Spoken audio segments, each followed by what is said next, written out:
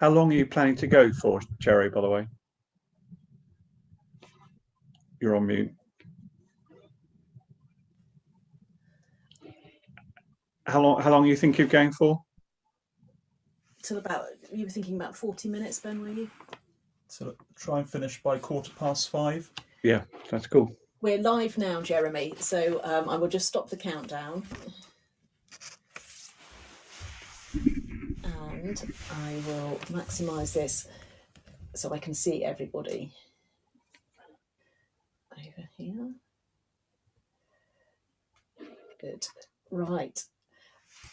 Welcome everybody at home to our first lockdown conversation live stream. The tech is new to us, so I hope that's possibly entertaining for you. It's certainly got us all G'd up here, and we're hoping that the tech's all going to go smoothly and you will enjoy this afternoon with us. You can use the comments to let us know where you're joining from. I think there'll be probably most people in the Angmering area. I think we might have some maybe university students over in the Southampton area. So if you're with us, a big shout out and hello to you. And if you're joining us from somewhere else in the world, let us know in the chat. We're so pleased that you're joining us for a conversation this afternoon. Now, we want this to be interactive. Lots of people have already sent in questions using the link in the video description. And if you've got questions that you want to ask, or you want to have a look and vote for a question that's there already, you can still do that. We'll see the questions coming up in front of us, and we'll see how many we can get through this afternoon. We're doing this series of lockdown conversations because we've noticed there are people with time on their hands. Someone said to me just this week that it's the evenings that are so long. And yes, there's options for entertainment, there's Netflix, there's Prime, but real conversation, food for thought, that's what we want this afternoon to be about. And so we're really pleased to be able to welcome Jeremy to join us. Yeah, thanks so much, Jeremy, for joining us this afternoon. Now, some of you will recognise Jeremy. You'll recognise him from the interview that Cherry did with him last week. If you hadn't watched that doesn't matter at all. It's just great to have Jeremy with us. And I just wanted to start, Jeremy, could you say a few words about yourself, particularly for those who haven't seen the original interview? Yeah, thanks so much for having me on your show. I feel like I'm on Graham Norton or something. How exciting. Yeah. So I'm Jeremy. I'm in Sevenoaks in Kent. I'm married to Jeanette. We've got 3 adult children. They're all through university, 26, 25 and 21. I used to work in the city. I used to be chief executive of a family-owned private bank called Seahor & Co. 8 years ago, I got cancer. 5.5 years ago, I was told basically you've had it. And since then, yeah, if you read about problems in the NHS, I'm the person responsible. So I've had 30 chemotherapies. I lost the sight in both eyes. I got it back in one. I've also had major heart problems this year. And in my vast spare time, I've written a couple of books, which I think I can't resist plugging, right? So one is my story of having cancer. It's called Beyond the Big C. With great timing, that came out just about a month before lockdown. The Big C is cancer, but it could be coronavirus. And then this came out last week. It's called Hope in the Face of Suffering. So that's a book of, comfort and help for people in troubled times. Thank you. Well, as I say, we're so grateful for you giving up your time to be with us this afternoon. And we just look forward to listening a bit more about your experience and your faith and how your faith has strengthened and helped you. So let's crack on. We've got quite a few questions this afternoon. Let me start with one here. So here's the question. Has your diagnosis of terminal cancer made you question your faith at any point? Or would you say that in some ways it strengthened your faith? Yeah, great question. Thank you, whoever asked that. It was originally terminal. Now I prefer, because it sounds a bit more cheery to call it incurable, but who knows, right? It definitely shook me very much. I mean, I remember the time I was told, if you've watched the interview, you may have heard this before, you've got tumours everywhere and there's not a great deal we can do. And you ask the oncologist the question, well, how long do you think I've got? And they say, well, I can never exactly tell, but 18 months, even though that was wrong, right? That was 5 years ago. So yeah, I burst into tears when I was told that. So please don't think I'm some kind of, cancer expert or good person or religious person. I'm a banker, right? You don't get less religious than that. So it did make me think, yeah, I was a Christian before, but yeah, I think it did shake me. I think a story that Jesus told, or that is told of Jesus in the Gospels, is one that I can very much relate to. One day Jesus says to his disciples, let's go to the other side of the lake. So they all get in the boat, and it's just an everyday experience, a bit like me going around at work, not thinking about cancer or death or anything. And suddenly one day I felt a lump on my collarbone, and suddenly one day on this journey across the lake, a tremendous storm comes up and the boat starts to sink. And the disciples felt terrified, and I felt terrified as well when I was told that diagnosis. And Jesus is fast asleep in the boat, so the disciples are in despair. And eventually they very roughly shake Jesus and wake him up. Don't you care? We're going to drown. So I'd say that was also like me at times. You think, has God forgotten me? What's going on? How can this happen? And in the storms of life, my experience has been what the dominant emotion is fear, right? Fear. We have fear of coronavirus, fear of cancer, I have fear of both, right? That kind of double whammy. And then in the story, Jesus does wake up and then he just says, be still. And suddenly, within a second, a raging storm and a sinking boat, there's a mill pond. And then it says the disciples were even more afraid.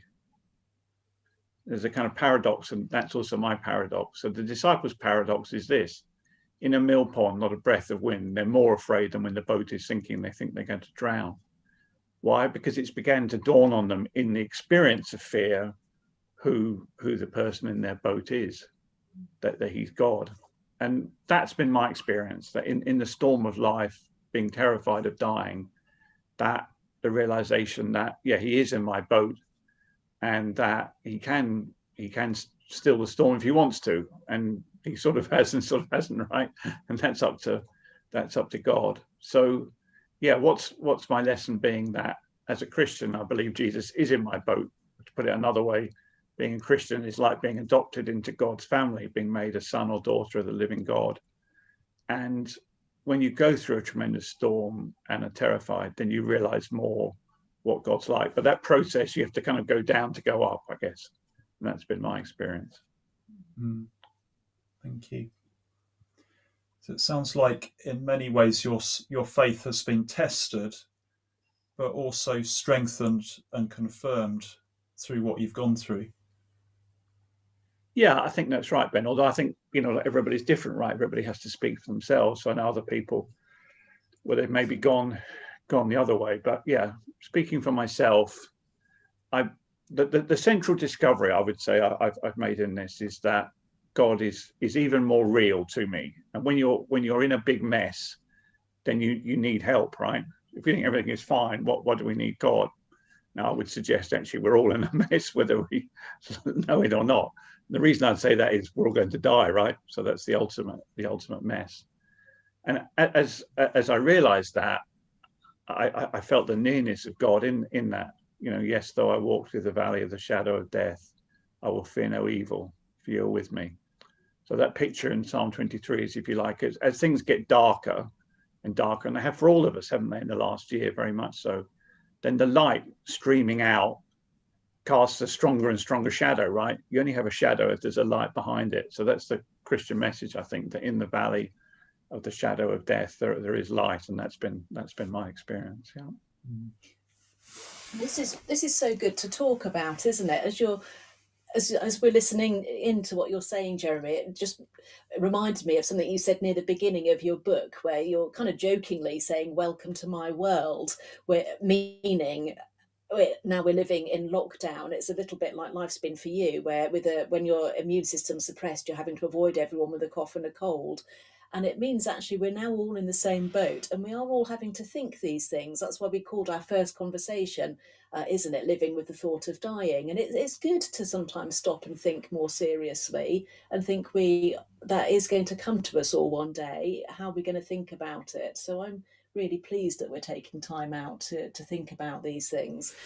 I'm going to follow up with a question that's been voted up. It's quite a popular question, and I think it leads on from that one nicely.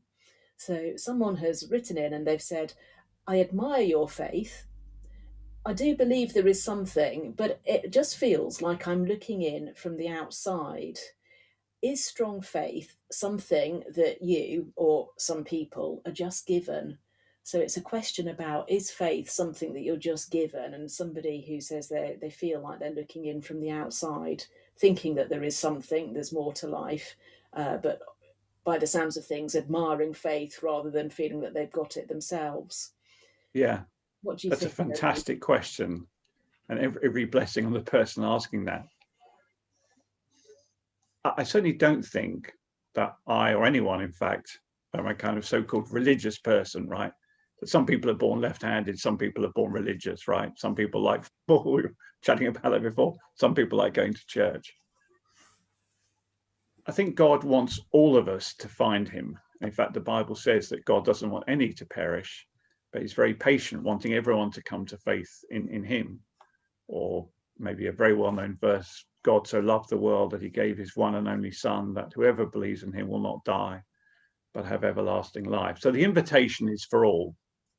Now, if you've maybe got even, it can be various stages, right? I think the first stage is actually curiosity, and looking in is a sort of form of curiosity, isn't it? You think, I wonder what's going on there. I wonder if there is anything in that. That's a good question, because God is actually, if you like, on our case. The Bible says that God says, if you seek me, you will surely find me. So God is not playing hide and seek. He wants to be found. And in fact, he's seeking for each one of us to come home to him. So what do we do then if we have either very weak faith or no faith but curiosity, or we kind of go backwards and forwards? What we need to do is we need to look at the evidence, right? Christianity is evidence-based, it's factual. It's not a kind of leap in the dark. And to tell you a story from the Bible which illustrates this really well, after Jesus has risen from the dead, and bear in mind that the disciples have been with him for 3 years, right? So this is not a kind of flash in the pan. One of them, Thomas, hence the expression doubting Thomas, has major doubts. In fact, he's more than doubting, he's basically totally disbelieving Thomas. So he says to the other disciples, I don't believe this. People don't rise from the dead. In fact, unless I can put my fingers into the nail holes in his wrist where he was nailed to the cross, and my hand in the side where a Roman soldier thrust a spear, I will not believe. I will not believe, right? So Thomas, who's been with Jesus, Christians believe is God, for 3 years, you would say based on that, he doesn't believe at all, right? Now, a week later, Jesus meets him. And what does he do? He invites him to look at the evidence. He says, okay, Thomas, here I am, right? Go ahead. Go ahead. Thomas's rather sick and ghoulish request. Jesus says, here they are. Go ahead, put your fingers in, put your hand in. Now, Thomas then falls down and says, okay, you're God. And Jesus says something really interesting, which is applicable to everyone watching, which is, Thomas, you're blessed because you have seen and believed, but much more blessed are those who have not seen and have believed. So when we have doubts, and I have doubts, everybody has doubts. Being a Christian is not about eliminating all doubts. Being a Christian is about meeting Jesus Christ. And if you're not sure, get to know him better, meet him more. Well, how do you do that? I would say various ways, but an obvious way is look at one of the eyewitness accounts, maybe with a Christian friend. There are 4 to choose from, and be as skeptical as you like Thomas, right? The amazing thing about God is his patience, right? You would think that Jesus would say, okay, Thomas, you're fired, right? You've had 3 years with me. You still don't believe, get lost. No, again, God is patient with all of us because he wants all of us to come to faith. So if you've got lots of doubts, that's okay. That's to doubt in a way is to be human, but don't stay with your doubts. Seek to resolve them, seek to find truth. And I say being a Christian is about looking for truth. Yeah.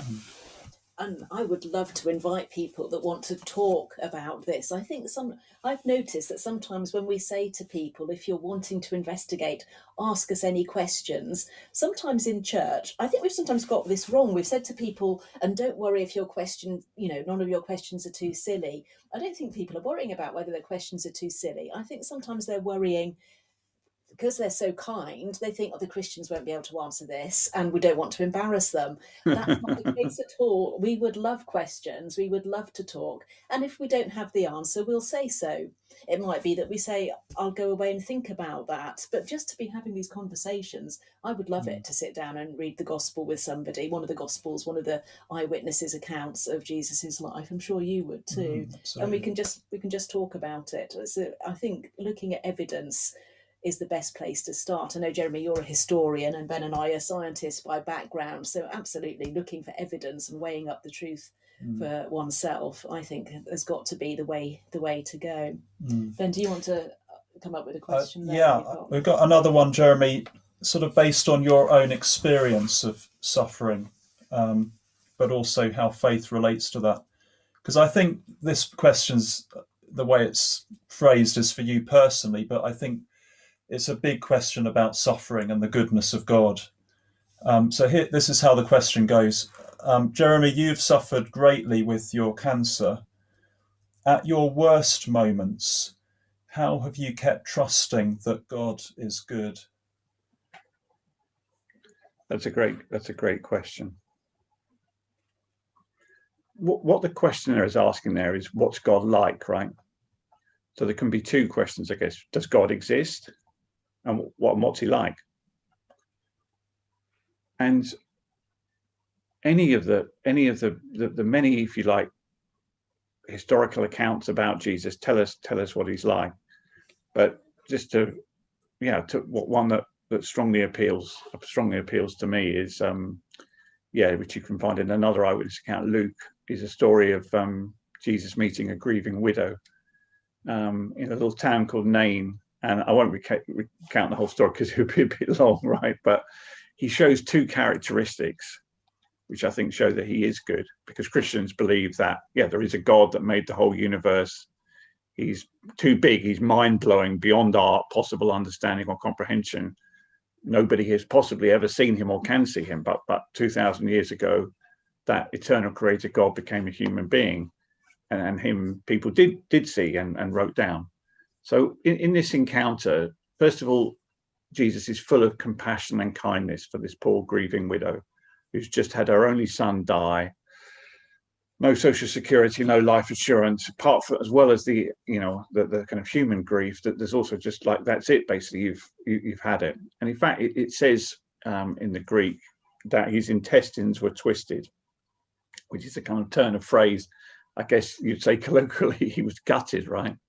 So the God who made the universe cares about us, cares about me and my suffering, cares about you and your suffering. And he's full of kindness and compassion. He also does something which is very radical, which you can easily miss the story is very short. He touches the stretcher carrying the dead body. No rabbi would do that, because that makes you ceremonially unclean. So not only is God kind and compassionate, he touches us. He reaches out, if you like, and right now that's the one thing we can't do, isn't it? We can't hug people, but if you like, Jesus does the equivalent there of hugging this widow. The other side to the coin of Jesus's character then is he then raises the boy from the dead. And that's important, I think, because we all feel compassion, don't we, to some extent? Not as much, I would argue, as Jesus, but we all feel sorry for people in general when we look at the death certificates every day, 1,500, 1,200. And we certainly feel compassion for people in our family who may be sick. But what can we do, right? Even if we're a skilled nurse or something, there's nothing ultimately we can do if the person is really ill. But Jesus has the power to, if you like, effect his goodness into the human condition, because he says, get up. And he gives the boy back to his mother. So there are two questions. One, does God exist at all? Right? Good question. And if he does, what's he like? Is he good, or is he bad, or is he indifferent, or a mixture? We can't know the eternal creator God who made the universe, because he's so vast and we're so small. But we can know what he's like in his human manifestation and in his human incarnation. That's what Christmas is, right? And we can say many other things, but we can say that Jesus Christ is full of kindness, full of compassion. He reaches out and touches us, and he has the power to reverse death. Thank you. I think that's so important because we all experience suffering and evil in different ways. And that does make us question, well, if God is all powerful, why is that? And that's a good question. But I think, like you say, in Jesus, we see his heart, we see his goodness in action. And so although we have doubts and questions, when we go back to Jesus, we see he really is good, as well as being powerful, as you say. Thank you. I've changed the order I was going to ask the questions in now, because another question that's been voted up a couple of times, and it seems to follow on from that quite nicely. It's a tricky question. It's interesting. I wonder what you'll make of it, Jeremy. The question is, why is God a man? Doesn't it seem ridiculous that God, the infinite and powerful, would be limited by such a benign and arbitrary social construct as gender? So, to start with, I read the question when it said, why is God a man, as thinking, why does God limit himself to human form, which is one way one could take the question. But they're taking it down the way of gender. Why would God be a man? I think that's what they're taking, man. I think they're meaning man as in the gender man rather than mankind. Yeah. Doesn't it seem ridiculous that God, the infinite and powerful, so assuming God is infinite and powerful, and then a question about how our society, a section of it, would see that gender as an arbitrary social construct. Wow. I'm glad that people have taken the time to ask. Yeah. I'm not quite sure what lies behind it. I'm not quite sure what the person's assumptions are, or no, but it's a Jeremy, what do you make of that? It's a perfectly fair question. Yes. And just as you said, Cherry, ask away. That's yeah. Anything very difficult, I'm going to pass back to you and you and Ben. But let me have a stab at this. The eternal creator God who made the universe is neither male or female. He's a spirit, right? Now you may say, well, why are we calling him he? God tells us to call him the Father, but in the Bible, he also uses female imagery as well. God's pictured as a mother hen gathering her chicks together. So God is a spirit. Why did Jesus come as a man? It's sort of related to the question, why did he come as a Jew? Why did he come in the Roman Empire, right? Why didn't he come now? Or why didn't he come in the Aztec times as a woman? Because he chose to, right? It wasn't one thing I would strongly emphasize, though, and I know Christianity sometimes has a reputation, maybe deserved for misogynism, is two things. The early Christians were noted for their very, very high view of women. In fact, many of the early Christians, talking about the period after Jesus goes back to be with God, and the period sort of 30, 40 years after that, the first century, in other words, that the church was full of women, and the church was known as the place where women were protected. And the church was very appealing to women precisely for that reason. Now, some of you watching may say, well, okay, what happened since? All right, that's another story. And secondly, that the Lord Jesus was incredibly, what's the word I'm looking for? Yeah. He wasn't bound by the patriarchal norms of his day. So let me tell you another story. Jesus one day says he's on a journey and he's going north, right? He's going through the country of the Samaritans, who are the sworn enemy. They're a different religion, right? They're kind of public enemy number one. We think of the Samaritans as nice people who answer the phone. If you said that to a Jewish person in the first century, that's like, let's kill them, basically. And while his disciples are going off to find food, he's sitting at a well, he's tired, it's the heat of the day, and a Samaritan woman turns up and Jesus just starts talking to her. And not only that, he's very kind to her and respectful. And she actually starts to try and wind him up, but he won't be wound up. Look at the story yourself. It's in John chapter 4, if you want to see how Jesus dealt with women. When his disciples come back, they're shocked because Jews don't talk to Samaritans, and men don't talk to women. And a rabbi talking to this woman, who, by the way, Jesus knows this, has a particularly checkered and difficult past. So Jesus is not bound by the gender norms and society's wrong ideas. He's radical. He just starts talking to this woman. And yeah, there are many other stories we could say as well. So yeah, God is a spirit. Why did God come as a Jew 2,000 years ago and as a man? I don't know, because he chose to, right? He had to come sometime. Why did he choose the Jews? Why not the Aztecs or the Mongols? I don't know. That's his sovereign choice, right? He chooses, God chooses. But he chose the Jews, and he chose to come as a man, not thereby saying that men are better or that male gender is better. No, he came as a man because I guess you have to come as a man or a woman, right? So he came as a man. But his approach to women was radically different to that of that of normal Jewish society, and the Christian Church, has got it wrong many times since, and we've often done that and done bad things and treated women badly, and I'm sorry about that. And by the way, we're not here to defend the Christian Church. If you think the church is full of hypocrites, as my father used to say, you're quite right. Join it and make one more. Quite, indeed. It's I remember having a look into some of the historical documents myself about how the early church was, and it's interesting, isn't it, looking at the documentary evidence. And the Romans really looked down on Christianity because they educated women. They teach women theology. What are they doing that? And in that time, they thought that was a very made Christianity laughable, to take the approach that it's worth educating women and appreciating the insight that they can bring to the debate. So absolutely. And I think it surprises people to think that Christianity is a friendly place to women. And that's back then. It would extend it into a huge topic if we started talking about that now. But I love that answer. And if the person who asked it feels that they've got a follow-up question, by all means, there's still time to put it on the Slido website. I will try and keep an eye on it, and we can follow up your follow-up, so to speak. And I guess I wanted to add as well, isn't it wonderful that God is knowable? Because if he didn't become a human, choosing to become a man, then how else would we know what he's like? How else could we have evidence rather than just us going, well, I think God's like this, or I think he's like that? But to be able to go, let's look at the evidence, let's read about Jesus's life. I think that's wonderful. And I think what you said, Jeremy, that to encourage folk not to look at the church and its many failings through history and today, but to look at Jesus himself.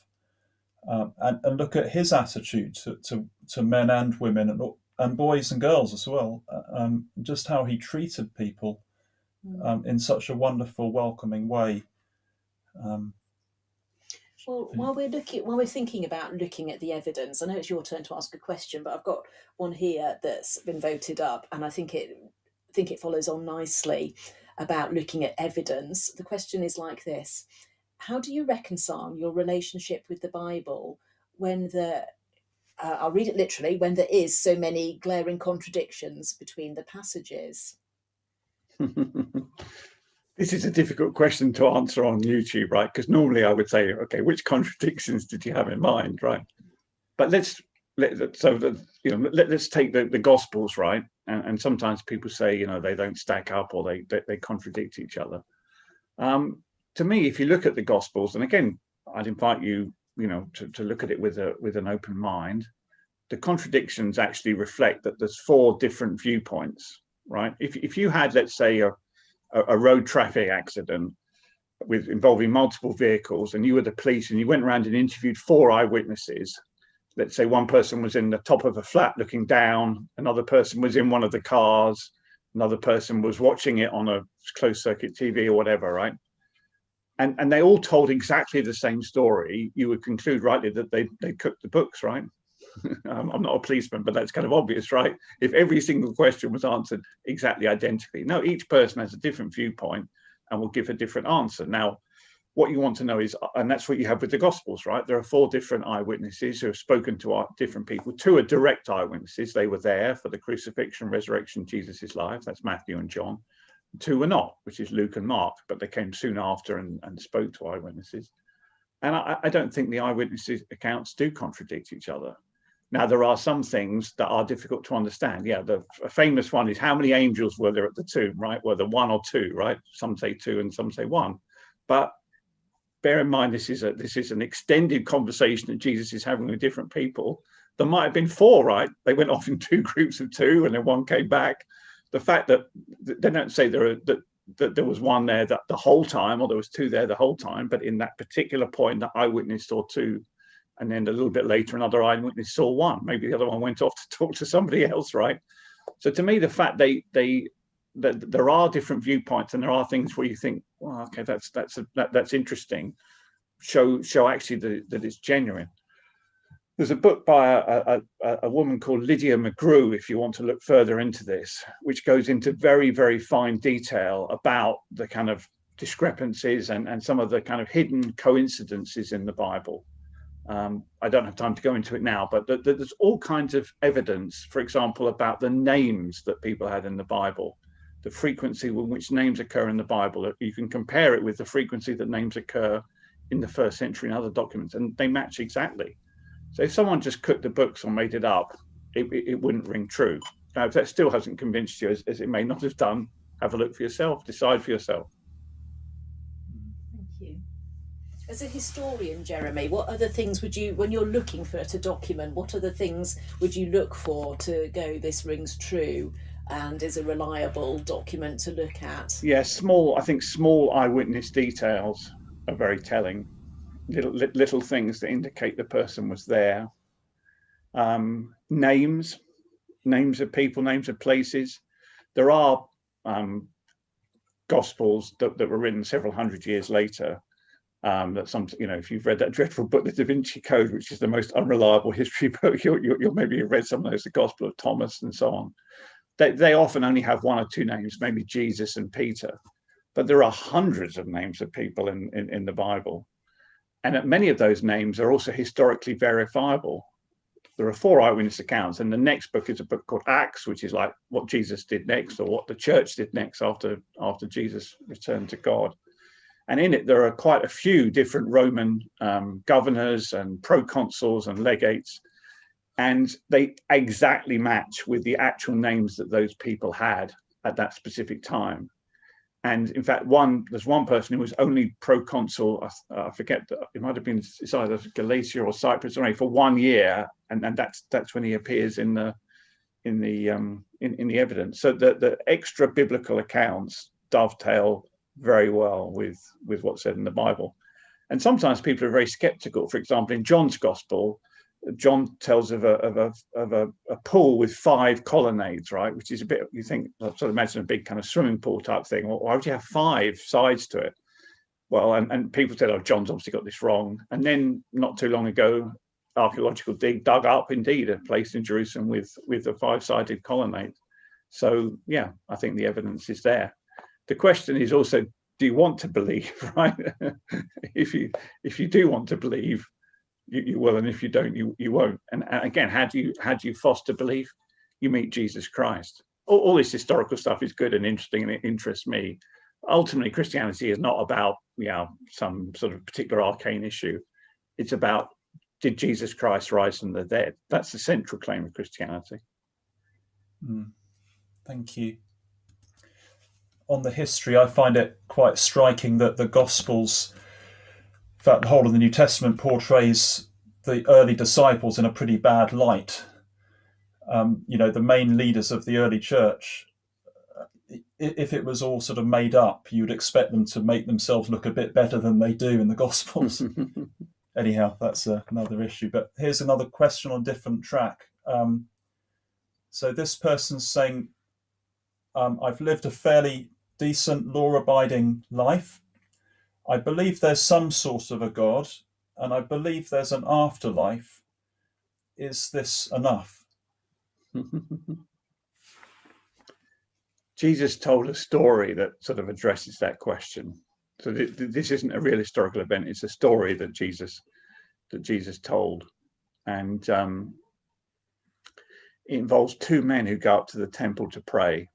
The temple is the place where God is, And the first person is a very religious person, somebody like the three of us, right? They would have been very keen on going to church, maybe went around with a serious expression, always talking about Jesus. And they were called a Pharisee. Pharisees were the very religious people of the day, right? And the second person who went up to pray at the temple was the opposite. Now, in the first century, that was a tax collector. As I believe today is actually the deadline for your tax return. Sorry to remind you. Tax collectors are not popular today, are they? But our son's girlfriend works for HMRC, so I have to be careful what I say. But they were hated in first century Judea because they were the agents of the Romans. And basically, they were not. Today, we have wonderful tax people in the HMRC. They were not like that. They were corrupt, violent. If you didn't pay what you owed and more, they would beat you up or throw you in jail. So this man was a tax collector. And the very religious person, the person who's, no offense, please, to the person asking the question, but sort of on the same lines, but even more, looks around. He stands in the middle of the temple, right, where everyone can see him. And he looks around and he sees this tax collector. Today, maybe we would say, would be like the vicar looks in his church and he sees a drug dealer or dare I say, a paedophile or a murderer or someone really terrible. And he says, I thank you, Lord, I'm not as other men because I'm a good guy, I'm very religious, I never really did anyone any harm. And especially I'm not like that dreadful tax collector over in the corner. The tax collector in the corner, he doesn't even look up, right? The Pharisee, the religious person, is looking around very proudly. Look at me. He hangs his head and he says, God, have mercy on me, a sinner. And Jesus said, which is a very offensive thing to say to the people who were listening, many of whom were the religious people. He said, the second man went home right with God, not the first one. So how do we get right with God? First of all, we realize that we're a sinner. I know that's a word that sounds a bit old-fashioned. What does it mean? It means that we've done things that are wrong, right? All of us. Being a Christian is not about being a good person. It's about realizing, actually, I've screwed up. I've done things wrong. And even if we think I never did anyone any harm, which I with great respect doubt, I can tell you I certainly have, then we've got the biggest thing of all wrong, which is that we're rebels against God. God put us in the world, if you like. It's like God gave us a stately home to live in, and we've trashed it. Look at the planet, right? So we have to realize that we have a problem, which the religious person didn't think he had a problem. He thought, oh, I'm fine. And secondly, what do we need? We need mercy and we need grace, two religious words. Mercy is simply God not giving us what we deserve.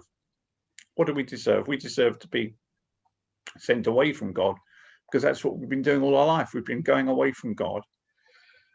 Grace is being given something that we don't, that been given something positive that we don't deserve. And we see that on the cross. On the cross, Jesus takes all the things that we've done wrong and he opens the way back for us to come home to God. So how do we get right with God? By believing in Jesus, by believing that in his death we can find a way back to God and realizing I have a problem. Yeah, not by thinking I'm all right and being like the first man in the story. Thank you.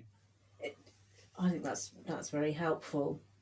I all think with that question, I was thinking about it and thinking what do people mean where they say, is that good enough? And sometimes I think, I wonder, it'd be lovely to be able to ask the person, did they mean, am I good enough, as in, have I got enough self-worth? At which point you want to go, God made you, you've got worth just by being. God made everybody and he made them wonderful. Or do they mean, am I good enough, as in, as you're talking about, Jeremy, am I good enough for God? And it makes me want to think, well, when we assume, don't we, that you're kind of weighing up what you've done right and what you've done wrong, because we know we're a mixture of each. And it made me think, well, if you're thinking, is this good enough? When you think about a courtroom, this is not how judges do it, do they? They don't go, or a magistrate, whatever court, they don't go, well, let's weigh up how much good the person's done and how much not good they've done. It's a question of did they do it? Are they guilty or are they not? That's what those scales of justice are weighing up, aren't they? Are they guilty or not? And as you say, yeah, we are guilty of not treating each other right, not treating God right, and the mercy God shows in taking the sentence. I think sometimes we have this assumption that am I good enough is weighing up good versus bad rather than weighing up am I guilty or not. And I was just going to say, it's great to know, because we all want to know that we're going to be okay with God at the end.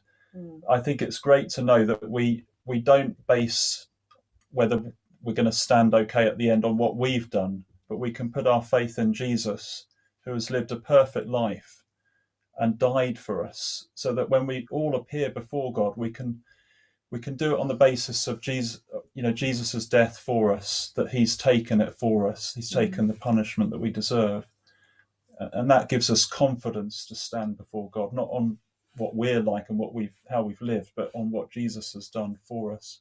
There's a real contrast, isn't there, with the religious man in that story that Jesus told, who was really arrogant.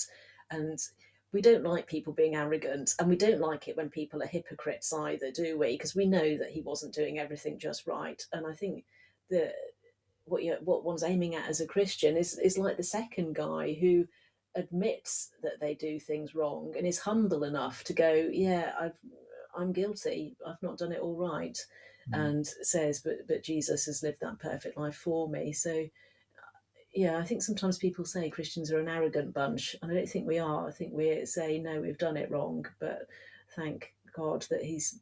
We shouldn't be arrogant in a way. No, indeed, that's what I'm trying to say. You're quite right. Yeah. Thank you. I think have we got time for one last, more, I think. Just one last question. It's throwing it in out of the left field. A question: who are some of your favourite theologians and philosophers, and why? So, if you can tackle a favourite theologian, philosopher, and why in just a couple of minutes.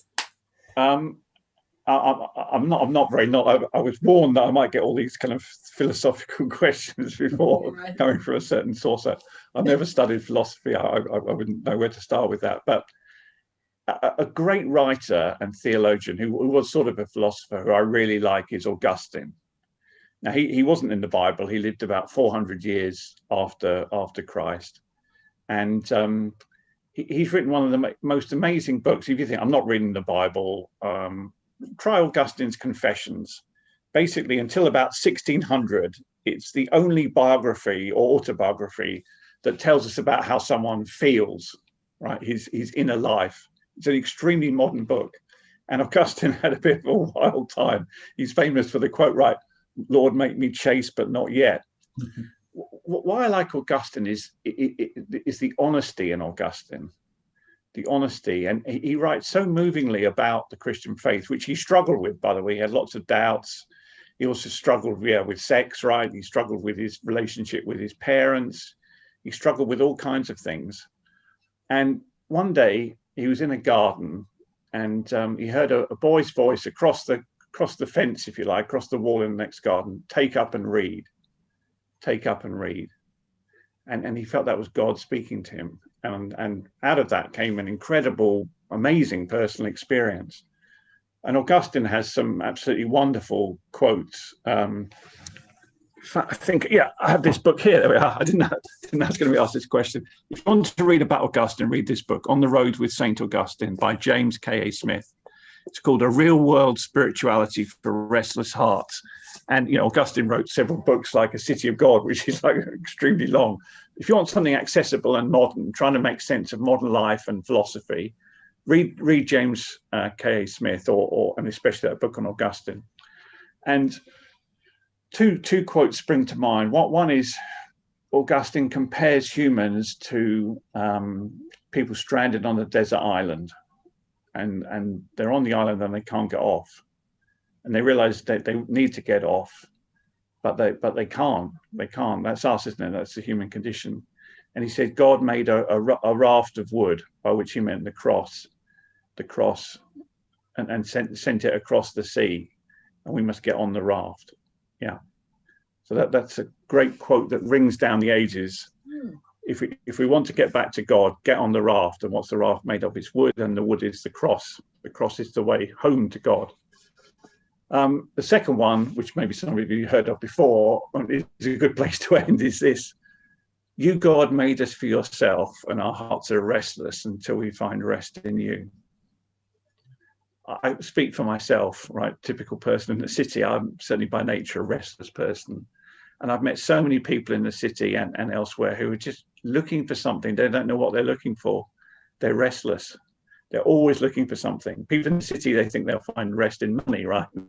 Now, maybe some people watching are very holy people, teachers or nurses or something. So I'm money. I'm not. No, okay, fair enough. But we're all searching for something. What are we searching for? We're searching for home. We're searching for home because we're made for home. God's put a longing in our heart to come home to him, and it will only be satisfied with him. So what do we need? We need to get back home to God. That's, again, I'm running out of time, but the story of the prodigal son, right? Maybe some of you know it, right?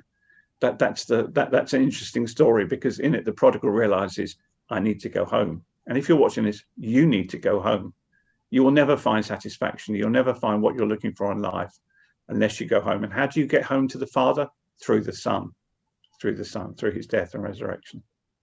So yeah, I'm afraid I only got time for one, as I see it's 5:15, but Augustine, and especially this excellent book, On the Road with St. Augustine, which is a fantastic read. Could you just hold that book up again, Jeremy, so people? Sure. Yeah. If you're into, want to. Yeah. Can you see that?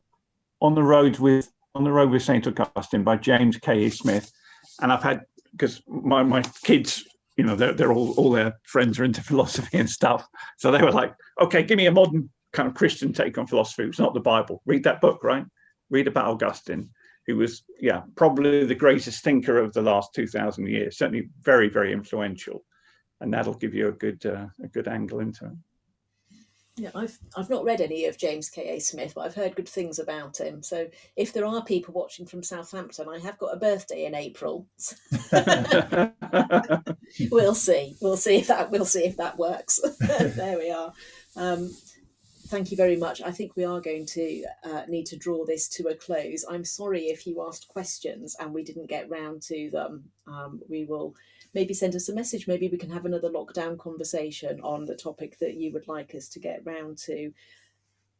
If you would like a copy of either of Jeremy's books, either the one Hope with I've gone and got myself in a Hope in the Face of Suffering. Thank you. And Living with the Big C. Beyond the Big C. Beyond the Big C. And you went, It shows how natural we are, Cherry. We haven't rehearsed any of this, right? Rather. If you would like a copy of either of those two books, please would you get in touch, because we have copies to give away, and we would love to put one of those into your hands with absolutely no obligation whatsoever. You can get in touch via the church website. You can message me on Facebook. I assume that you're watching this, Ben or I probably, so get in touch with us somehow and we'll give you one of those books. Anything left for you to say, Ben? No, just big thank you to Jeremy.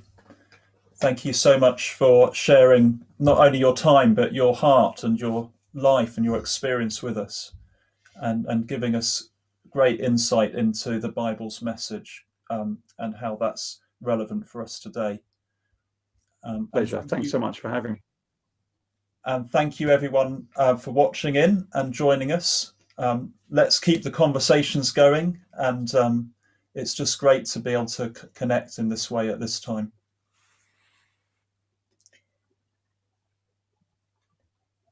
Great.